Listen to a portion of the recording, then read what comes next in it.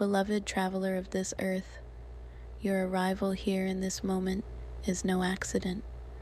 Life has been moving you through its currents, sometimes gently, sometimes as though you were caught in a storm. Yet here you are, with your breath steady in your chest and your heart still beating its rhythm against the silence of the unknown. If you have found these words, it is because your soul is ready to remember, not something new, but something older than language, something your ancestors carried through fire, flood, famine, joy, and love. What you are seeking is already within you, waiting for you to pause long enough to hear it. You are born into a world that teaches you to doubt yourself. From childhood, you are told to compare, to strive, to hurry toward goals that often do not belong to your soul. You are taught that value lies in proving, producing, and performing. And yet, deep within, a quieter voice whispers, "There is more." This whisper is not a dream or a fantasy. It is the memory of your truest self, calling you back home. Close your eyes for a moment, beloved. Imagine the ground beneath you, soil that holds the remains of all who came before.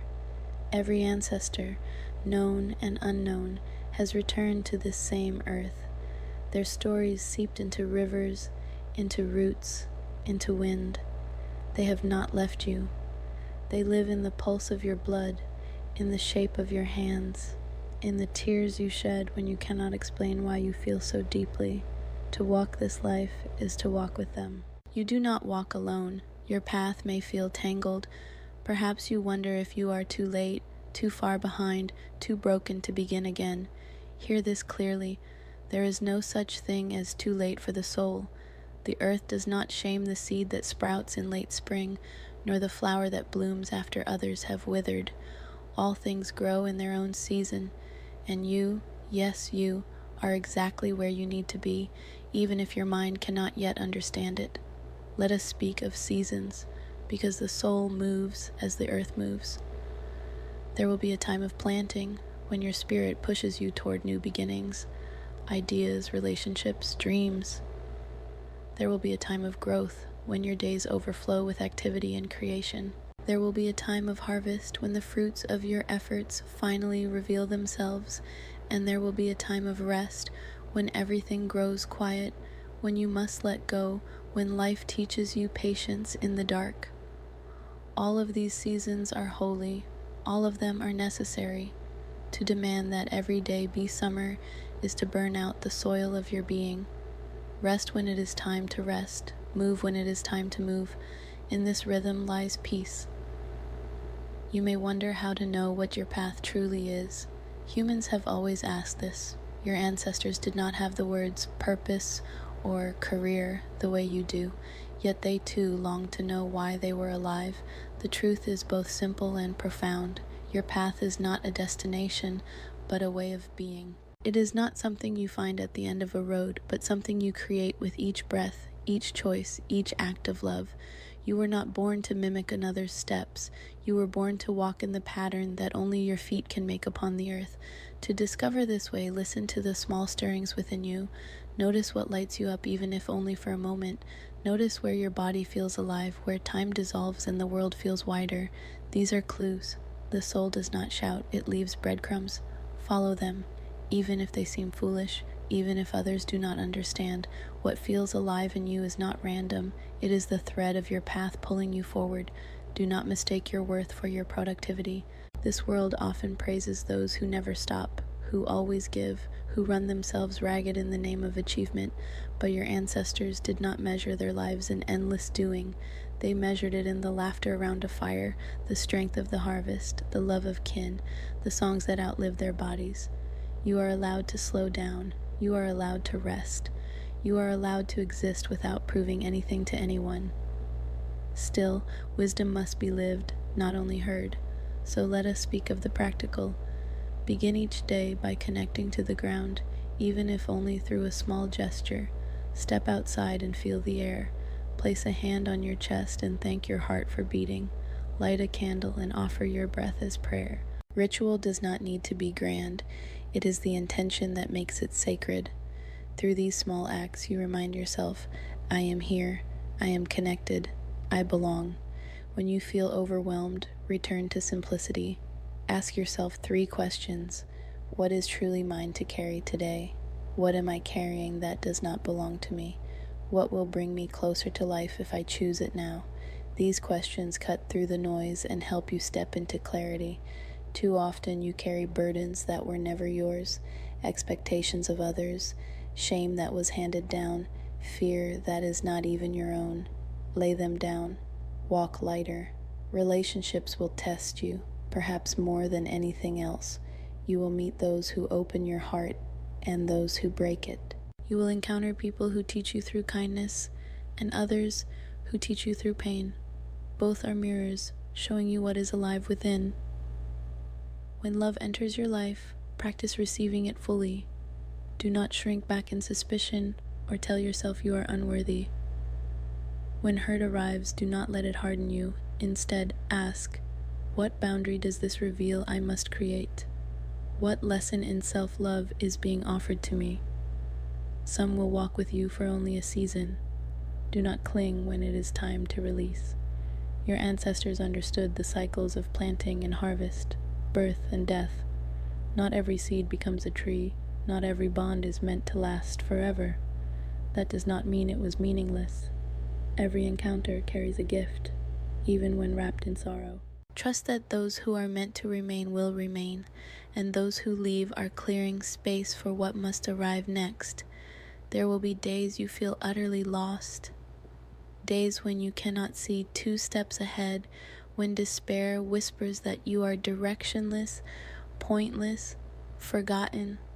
These are the nights without stars. Remember, your ancestors endured them too. They waited for dawn, trusting that light always returns. When the path is hidden, do not force yourself to run. Do the next small good thing. Sweep the floor, breathe the air, cook a meal, speak a kind word. The path is not always revealed in visions. It is often found in ordinary acts of presence. When fear rises, remember this. Courage does not mean never being afraid. It means choosing to step forward even while your heart trembles. Your ancestors carried fear into battle, into childbirth, into voyages across unknown seas. They carried it, but they did not let it rule them. Fear is a messenger. It shows you where something important waits. Do not silence it, but do not worship it either. Thank it and walk on. Beloved, you carry more than just your own story. You carry generations. The resilience that runs through your veins is not yours alone.